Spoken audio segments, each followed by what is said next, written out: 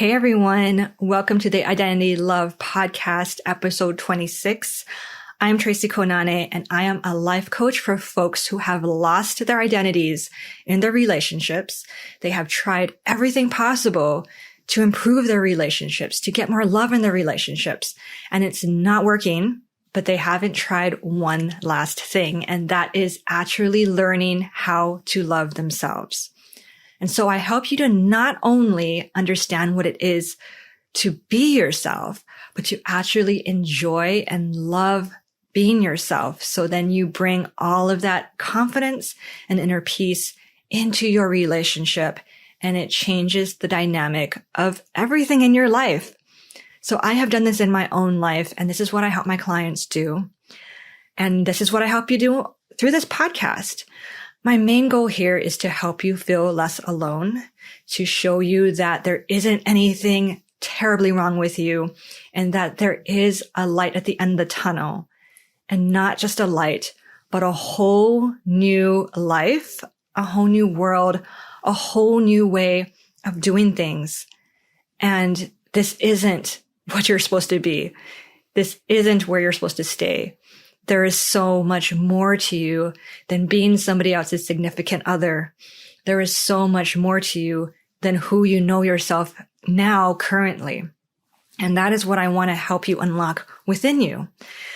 This episode is about perfectionism. And so if you start to immediately think, oh my God, that has nothing to do with me. I'm such a mess. I don't even care how neat things are. I want you to stop right there, and I want you to suspend your disbelief and just listen to this, because I myself also thought that there is no way that I have any kind of perfectionism tendencies, because I'm creative and messy and I've never naturally neat. I always had the messiest handwriting. My mom was always telling me to clean my room, and I'm a creative person, so I thrive in chaos. I'm usually having 3 different projects going on at the same time. Everything's in a messy state. And I feel like this is freedom. This is just how I operate. And I've really had to work on my own neatness and organization over the years. But this is all just to say that I have never, ever thought of myself ever as perfectionists until I started to realize that I did indeed have these tendencies when it came to being a significant other in my relationships. And the reason why I am bringing this up is because it helped me to see myself more clearly. It helped me to understand what I was doing more clearly. So then I would have the awareness and ability to then change into more of who I most wanted to be, which is somebody who was balanced and healthy and had a whole sense of self in her relationship. And so when you think about it, perfectionism is holding yourself to an unreasonably high standard. So it is wanting to be viewed as flawless, really wanting to strive to this certain level of so-called rightness, and needing things to be at a certain high level as far as how you are performing and what people are thinking. So it is this unreasonably high standard of oneself. And there is a difference between having high standards that help you to become a better person, right? Because it is good to strive to grow and change yourself. Of course, this is what it's all about. But there's a healthy way to do that, and then the unhealthy perfectionism way of doing that. And the main difference is your relationship with yourself. When you're striving for a higher standard, is it something that is helping you grow more into your own relationship with yourself?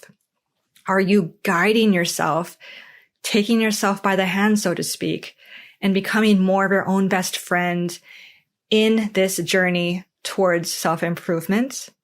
Are you listening to yourself while you are improving yourself? Are you listening to what you yourself want? Are you letting yourself be human?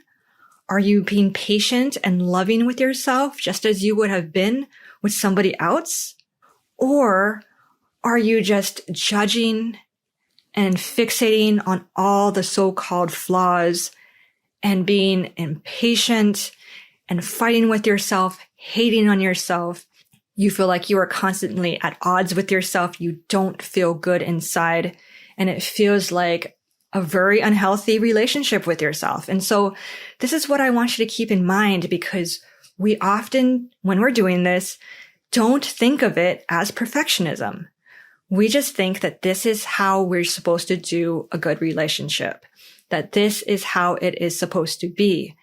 And we usually never question it or even think of it as perfectionism, because this is how, in some shape or form during childhood, we've been taught that we need to be in order to earn love and approval and connection and all those things. For me, it always came down to school and achievements and grades. I always felt like my parents were disappointed in me, that they would be so much happier and that they would love me more if only I was one of those kids who had the perfect handwriting and the perfect grades and just wanted to do good in school. And I always felt like they wanted me to be more, that I needed to change myself and to be more of what I wasn't, and to pretend that I was into all these things that I wasn't actually into, in order for me to be good for them, to be loved by them. And they did love me. They did show me love, but I always felt like they were disappointed and that I fell short, because they would always look at all the other kids who were achieving all the things in school and saying, wow, look at them. Why can't you be more like them? Or look at what they're doing. Oh my goodness. And praising them. And so I always felt, okay, I'm a disappointment to them. And then when it came to partners, when I had a boyfriend, all of a sudden I felt like this was my second chance at life. I might not be able to please my parents in the way that they want, but maybe in relationships, I can become what this person wants and prove myself, and then finally earn the love and make them happy and all of that. And so however it showed up in your childhood, you were somehow taught that you need to please and perfect yourself in ways that are not natural to you in order for you to be worthy. And so we don't realize that it's perfectionism because we think we're just being good partners. We think that we're just being good humans. We're looking at what we think our partner most wants, and we try to be that. And so this is what I talk about in every episode, but I am framing it in this way because oftentimes we think of perfectionism as something that we can see from the outside. And we think, okay, this person who is so meticulous about keeping their house neat for their partner, or cooking the perfect meal. They're so anxious about cooking the perfect meal or keeping their kids happy for their partner. That can be perfectionism because we can see it from the outside. And so if we're not doing those external things, we think we're not being perfectionists. But you can have your house and your life be a total mess on the outside and still feel like you're being a perfectionist on the inside in other ways, such as I have to make sure that my partner is happy with me at all times. I have to make sure that I don't rock the boat. I have to make sure that my partner is taken care of in every single aspect. I have to make sure that my partner thinks I'm amazing and cool and the most attractive person in their life, and that I'm never doing anything upsetting. I am never being a burden or putting people in a weird position or upsetting anybody in any way. There's often these things within us that we think are just who we are, but it really is us trying to be perfect and have this impossibly and unnatural and unreasonable high standard of ourselves in our relationships. But we're not calling it out as it is. We're calling it being nice. We're calling it being a good partner. When really, if you look at it, it is perfectionism. And so what are some examples of perfectionism? One telltale sign is the overthinking and overanalyzing. Looking at our partner's expression, even the most minute little twinge at the end of their mouth, we think, uh-oh, does that mean that they are disapproving? What are they thinking about me? What does this mean when they said that? Was that a good thing or a bad thing? We are constantly analyzing to see if we are doing it right, if people are seeing us as good enough or flawless or whatever it is. Secondly, being super self-critical, where we're constantly critiquing ourselves from the outside in, comparing ourselves, looking at ourselves through someone else's eyes, looking at ourselves compared to what we think someone else might prefer of us, and looking at this under a microscope and seeing, how can I be better? Where am I falling short? How am I not exactly what they want of me? And it's often thinking, if I just smile more, or if I change this one part of my body, or if I change this one part of myself, then I'm going to be better. Then I'm finally going to be good for them. And then it never ends, because there's always going to be something more. There's always going to be that one thing that you're not measuring up, and you're always going to have that under a microscope. And then third is procrastination. And this might sound counterintuitive to being a perfectionist, but again, it's because we are so up in our heads overanalyzing and being so afraid of falling out of favor in any shape or form, where we are paralyzed in making change or making decisions or doing things that we know that we prefer to be doing, because we are so afraid that we are doing it wrong, or we're going to make the wrong decision, or somehow it may or may not upset our partner or change something within the relationship. And we're stuck in worrying and trying to wait until it feels right and perfect for us to then go ahead and do something different or make a decision. And we are stuck in the same problems because underneath, we are so worried about trying to do the right thing that we don't do anything. And finally, being overly sensitive.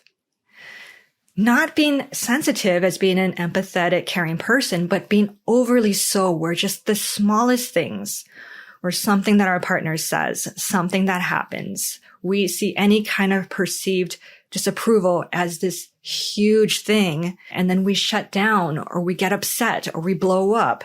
And we have all this pent-up insecurities because of the constant overanalyzing of us trying to be perfect in our own ways. So we are super sensitive to anything that we might think is disapproval or something that might be seen as better than us, because we are holding ourselves to a standard that is unhealthy. It doesn't have to look like the typical perfectionist stereotype.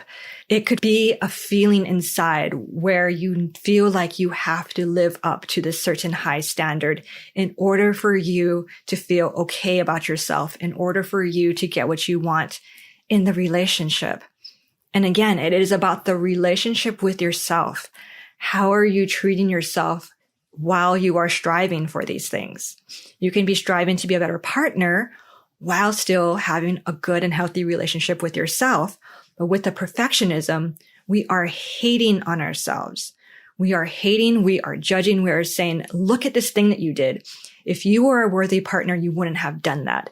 Or look at how they reacted to that. Why did you do that? You should have never done that. Now they see that you are not good, or whatever it is, where the littlest things make or break us.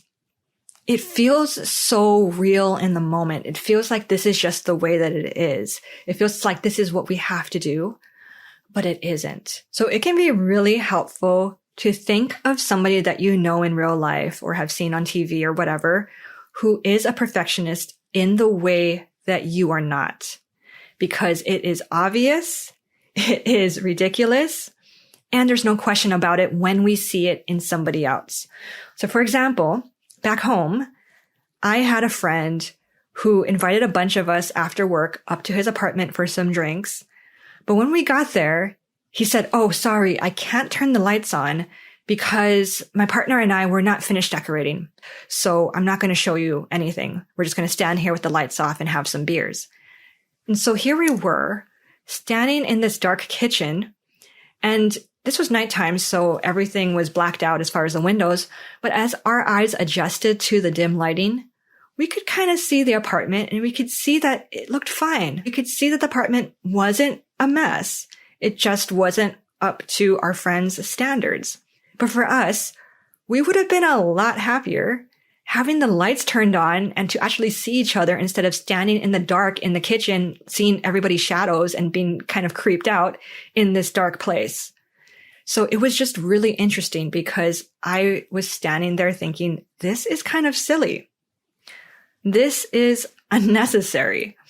This doesn't have to be this way, but in his mind, he's thinking that he needs to only present his apartment in the best light ever. And so he's willing to have his friends over and to have them stand in his dark kitchen with him instead of actually just turning the lights on and letting us deal with whatever it is that we see, which from what we could see wasn't that bad. But I remember thinking, this is so silly. Oh my gosh, I would never do this. This is ridiculous. But when I saw how I was doing pretty much the exact same thing, just in a different way in my own partnerships, I could empathize and understand and say, okay, wait a minute.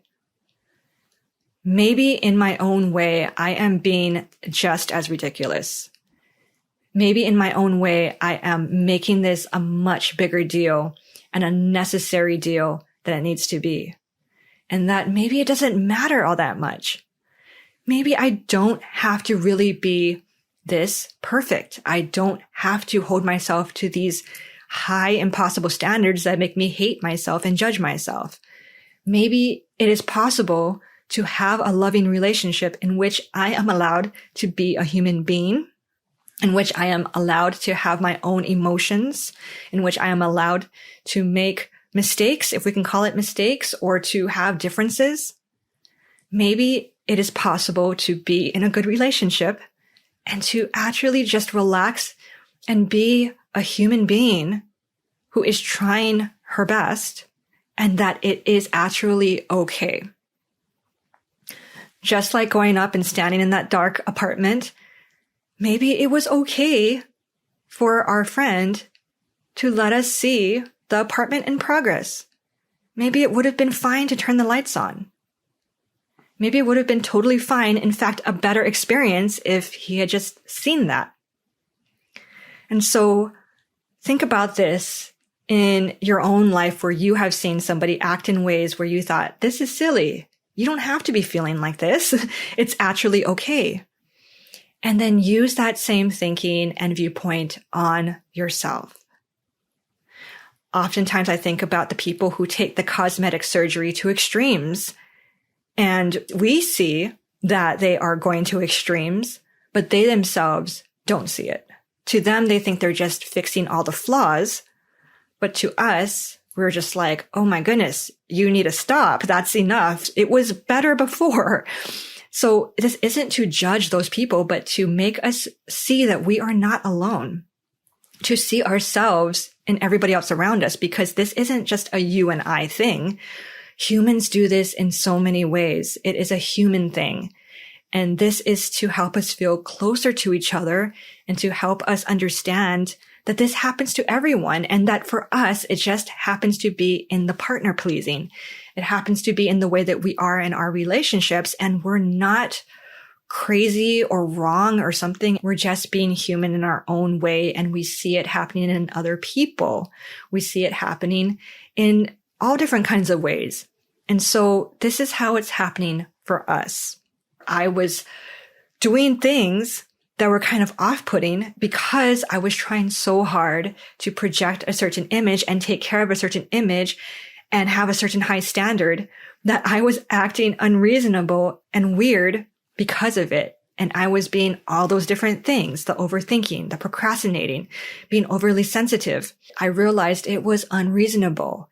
It did not have to be this way. And it wasn't until I compared myself to somebody else who was doing it in a different way than me that I realized that this is indeed me trying to be perfect, that there was a part of me inside that I hadn't realized that was expecting me to be perfect, to always be doing the perfect girlfriend thing, to always have the perfect girlfriend personality, to always have the perfect girlfriend look, attitude, mood, smile, voice, everything. I thought that I needed to really just hone and perfect all these little things until I was the perfect shape of what he wanted me to be.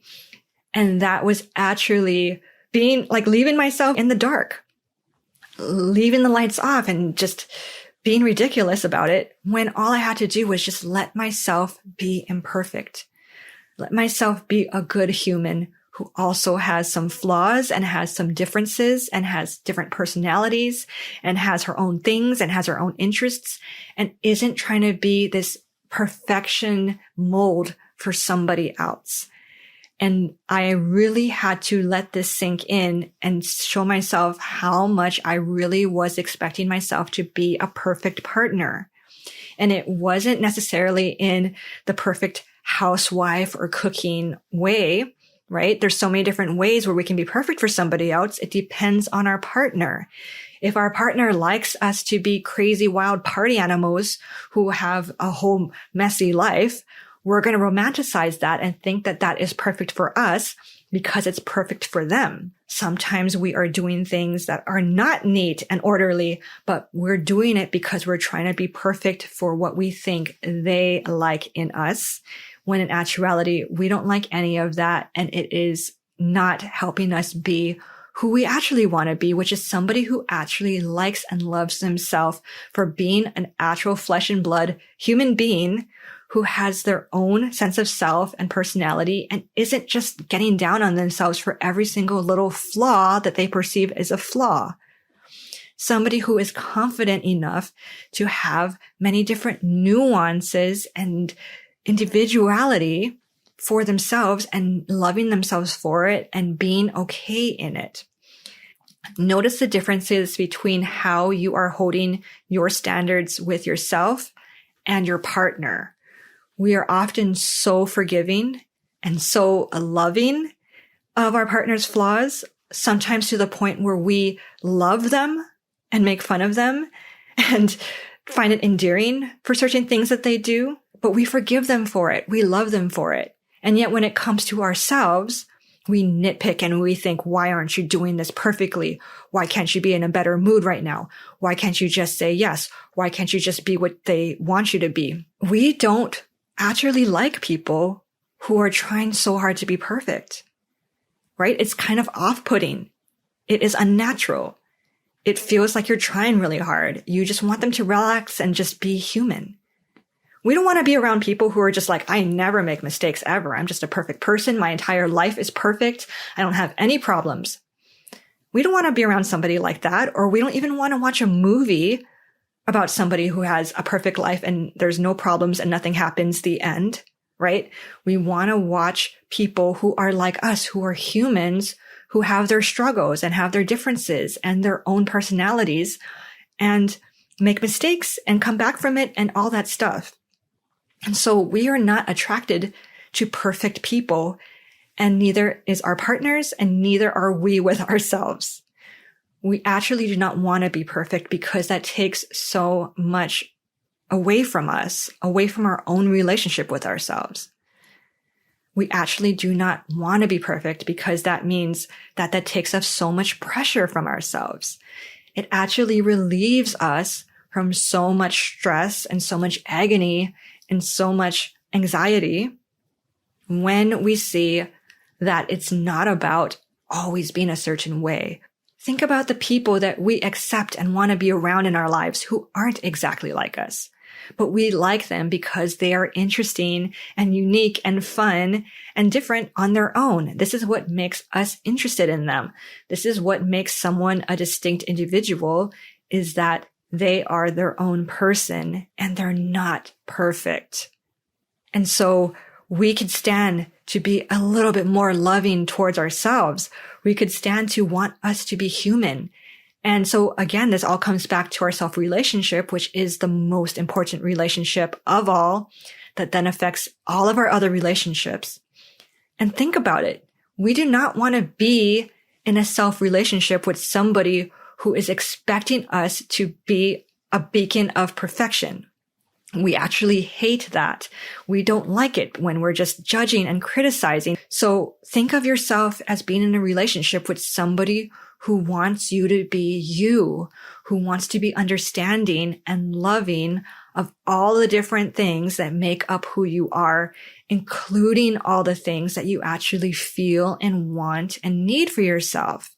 Somebody who has compassion, who has patience, who wants you to be a real human being instead of this weird molded person who is stiffly just trying to fit into a mold created by somebody else in our own minds.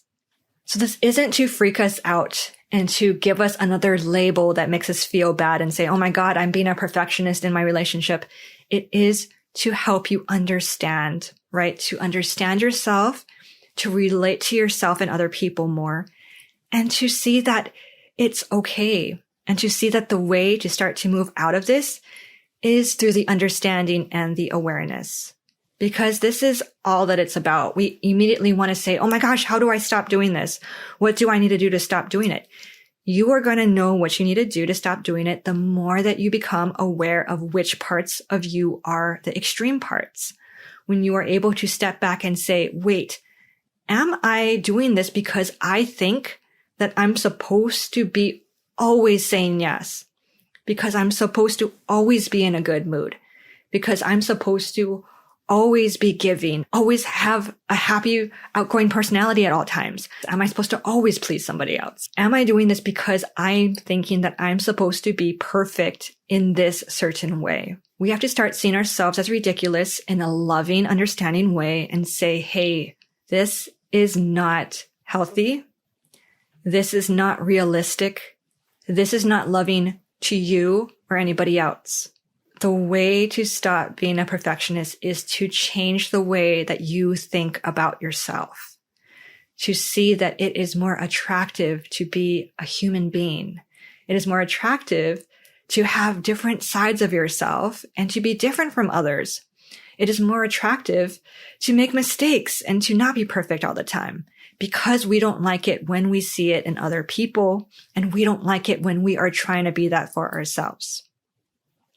There is no reason that you have to be perfect in your relationship, and think about it whenever you are holding yourself to a standard of unnecessary stress. Okay. Thank you so much for joining me. I will talk to you next week. Bye.